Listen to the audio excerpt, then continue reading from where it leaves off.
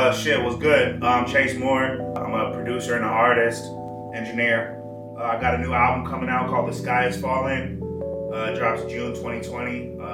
Hyped as fuck about it. I've been working hard on it and ready to present it to the world. On the last couple albums I've done, Sweet Aromatic, Ride or Die, and Russian Cream, the intro song has always been kind of like a wavy like singing song. And while I have a lot of like singing shit on this album, I wanted to start it off like with a statement and just rapping and kind of almost like conversational, because I'm talking about some personal shit on the intro. The intro is damn near the most personal song on the album, and it's short. Like the intro is like a Rhodes loop. I forget where I got it from, but I definitely like chopped it up and pitched it, rearranged it and shit. And it's really simple. It's just like one layer of just the Rhodes, and then it's just my lead vocal, and then I got like little splashes of the ad-lib in there with just hella reverb on it, because I'm singing like it, the lead is just me rapping, like no layers on it, just one take, and then I just selectively sung like little background ad-libs and shit on it. So it's minimal, but it sounds big. You know what I mean? I usually hate it when there's no drums. Let me turn Super Saiyan, I'ma go dumb. I seen them act fake, then they show love.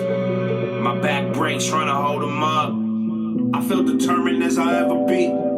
I'm my best friend and worst enemy. Burning in my memory to earn. I'm an entity, returns to the turn of the century.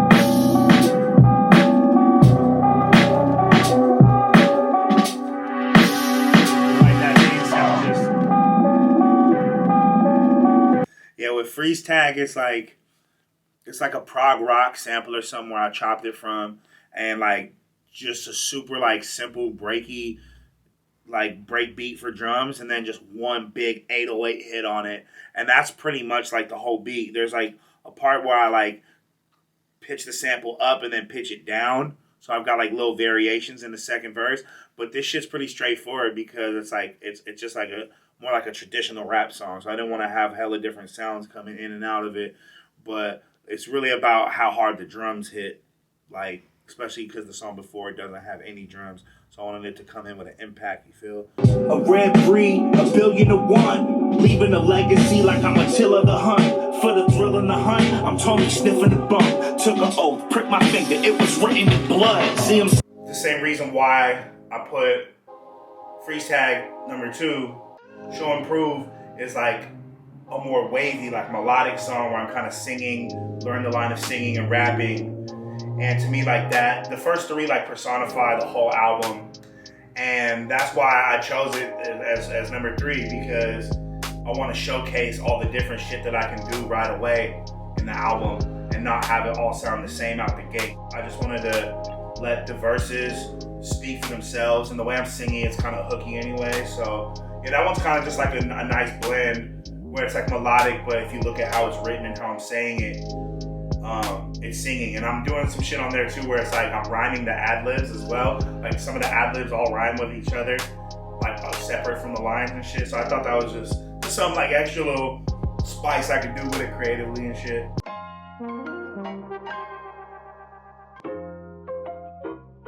This song was the last joint I added on the album. I knew that I wanted to get Zoo and Baby Franco on the album, so we kind of just did what we usually do and just picked a beat that I had. Bobby wrote the hook right there.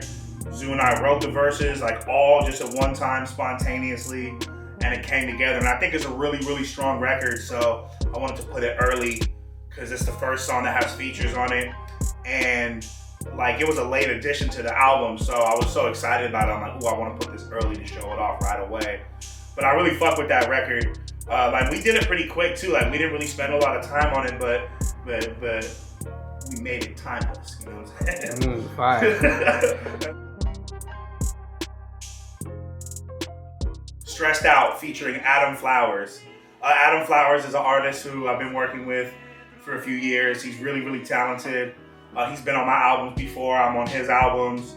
So I usually would like to showcase him on all my projects.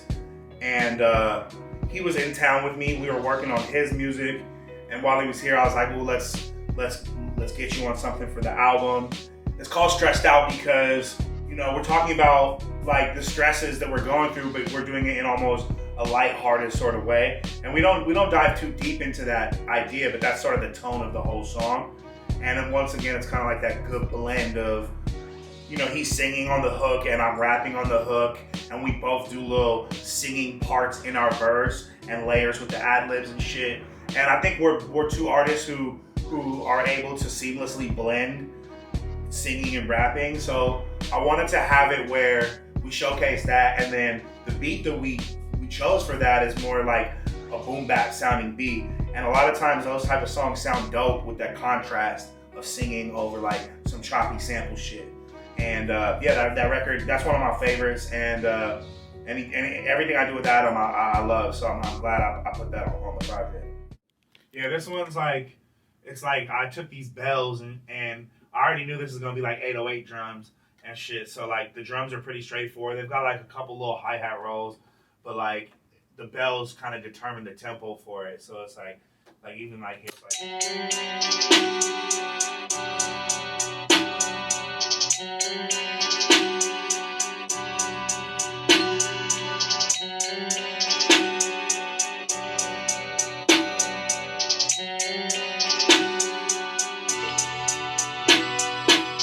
Pistol is an artist who is really, really talented. Pistol was actually a late addition to this song.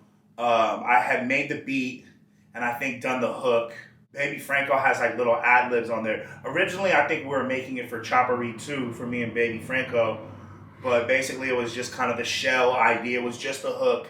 Pistol was over here one day and he just started writing to it, hopped on it, and then I added my verse later, and like I just thought it was so fire. Pistol's verse on there is amazing too. It's one of my favorite verses from him. The dope shit about this too is Pistol has singing ad-libs and Baby Franco has singing ad-libs in it too. So it's like if you hear it by himself, it's like the layers are crazy on this shit. Like already had an angel singing. Lights out. Got a doctor, I've been tripping. Ravens and need prescription. Lights out, lights out. Already. Right there where Pistol's doing that and Baby Franco's doing that lights out, like they're on top of each other, but they don't conflict. You know what I'm saying? And then when it all comes together, it's like fucking. Doctor, I've been tripping. Ravens and need prescription. I've been drinking blood thinning. Already had an angel singing. Lights out. That shit goes crazy.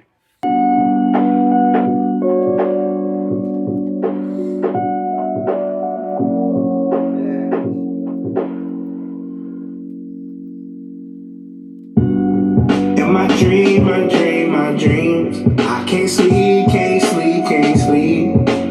I've been having nightmares. Sing me a lullaby. In my dreams. I can't sleep, can't sleep. I've been having nightmares. Sing me a lullaby. Some voices sound beautiful when you hear them, don't it? For Lullaby, a lot of the beats are Rhodes samples. You can never really go wrong with the Rhodes. And so like I kind of kept like a real stripped down formula still with like a break beat, 808 and like a Rhodes sample and some additional drums, and that's it. But this shit was hella haunting to me. Like that's why like I needed to sing like in the tone that I did on this shit. You feel me? Lullaby is a song that also got done in segments. On my projects, the thing I want to highlight is having certain songs where I just do the chorus and like I don't want to do a verse on it, and that's the case with this song Lullaby. And Lullaby is like a tonal switch too, where it's like, you know, it kind of sounds like it sounds like a lullaby, but it also has this like sort of like this super dark haunting sound to it. And I thought that Satire was the perfect choice. He's an artist who I've worked with for a long time. We have an extensive catalog together, and he's one of the best artists that I've ever worked with. Moonspill featuring Frack. This song initially wasn't made specifically for my album, but after it got done, it was so dope that I had to put it on there. Frack's another artist who I fuck with and is incredibly talented, and we both sort of do that singing and rapping shit, and that's kind of what this song is. It's because it's like he sings half of the hook, I sing the other half, and then we have two verses where we're just rapping, but we do that shit where it's like the ad-libs have melody in it, and like his verse has a part where it switches into singing from rapping. Because that's always something that, like, if I'm not doing like a straightforward rap song, I like to showcase the versatility. And Moonspill is kind of, it just worked out perfectly.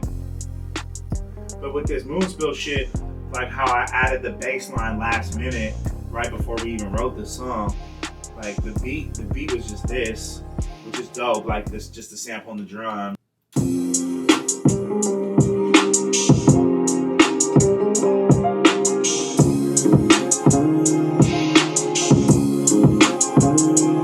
Which that's dope, but then I added in this bass line that sounds like a live bass, but like.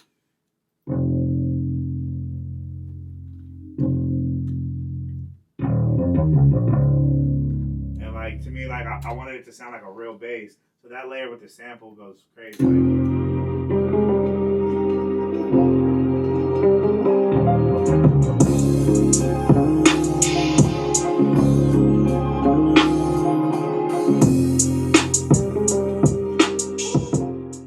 BRB featuring Ilmac. On all of my projects and all music I do, I always want to have some shit that's featuring Ilmac. He's the artist I probably work with the most and have been working with the longest. When I was finding a record for Ilmac to be on for The Sky Is Falling, it actually changed a few times. We have so much music just in the hard drive ready to go that I really had like a plethora to choose from. But I wanted to make sure that I got a style and a sound that I hadn't put on the album yet. And if you listen to the beat, it's sort of more of like the Bay tempo. It's like the drums are sort of like on some mob / hyphy sort of like feel with like one of those LA sort of bass lines. It's kind of like, you know, some straight Cali shit. I feel like we both really showcase like our artistry on there, but I also wanted to change the mood going from Lullaby to Moonspill to this because it's like a high energy joint. And so I just wanted to kick the album back into gear, and that's like the reason why I put BRB on there. Obviously stands for Be Right Back, and that's kind of the theme on there. RIP, it goes from BRB to RIP, you know what I'm saying? Two acronyms in this bitch. This one was sort of, I wanted to make sure I was ending the album off strong. And this is like one of the more like just super bangers on there. Not really a crazy concept, but just like fuck them all, like rest in peace, like kill them all. And like I like the, even when I'm like, oh, like don't believe them if they tell you that we still involved. It's like I don't fuck with you no more. Like rest in peace, like RIP to like our friendship, or RIP to like that type of shit, where it's kind of a nod to like people I don't fuck with anymore, sort of loosely speaking on it. But yeah, that's kind of the reason why I put that on there. It's another very high energy record, and it's got this like crazy vocal chop. And yeah, man, I just wanted to like sort of like, it's kind of like a fuck you type anthem, but that's why I put that on there. I wanted to really end the album off with the more rap centric joints because I felt like in the middle of the album is where a lot of the melodic shit is. And this track, The Red Wedding, which is named and inspired by Game of Thrones. It's kind of just 3 verses all the way through on some like sample boom bappy shit and just spazzing out. So I wanted to bring it back to that because I feel like all the joints before us are very thematic and the sound is switching up a lot. So I wanted to bring it back to just bodying some shit. And I feel like there's 3 of the strongest verses on the project. That's why I call it The Red Wedding. A lot of people die in The Red Wedding. If you didn't know, spoiler alert, sorry, Game of Thrones has been out for a minute, you should know. Cloud City is a joint where I'm just rapping all the way through. And what I wanted to do is bring it back full circle. Because the first song of the album is me just rapping all the way through. And Cloud City ends it like that. The intro is like short and I'm saying real personal shit. And Cloud City is just like 3.5 minutes all the way through with probably my favorite wordplay on the whole album is Cloud City. If you really go back and listen, I'm saying some shit on there, like, and it's layered. There's a lot of like multiple meanings and like good rhyme schemes and just that, talking that shit. But I wanted to just like, you know what I'm saying, have it almost start and end in a similar way, which is why I chose it as the outro. And it just felt right. It felt like it was a good conclusion. And yeah, man, I feel like the whole project just came together that way. Everything it's like a piece to a puzzle that all fits perfectly. Okay, so the artwork was done by my guy Connor out there in the UK. Shout out to Connor. He's a great graphic designer. He had reached out and said he wanted to work with me on some graphic design, and I kind of explained the title of the album. I let him hear it. We eventually settled on this image of, it's like a starry sky background and there's an upside down bird cage, you know, and it's kind of like, to me, that really like personified the album without it being too obvious and too direct. And yeah, man, like we just had to go back and forth on it, and he customized the font for it, and I was just super happy with it. I felt like he saw my vision, and then he brought his own vision to it, and it matched perfectly. So yeah, shout out to my guy Connor. And then the album is all completely produced by me, recorded and mixed by me, and it's mastered by my guys at Jordan River Recordings. At this point, between my solo albums and albums I've produced and compilations, I think we've got like 6, 7, 8 albums that we've worked on together. They're really good at what they do, and I fuck with them for all of my mastering shit. So shout out to those guys, Jordan River Recordings. Besides them, I did everything else in the album all in house. And yeah, the sky's falling. You be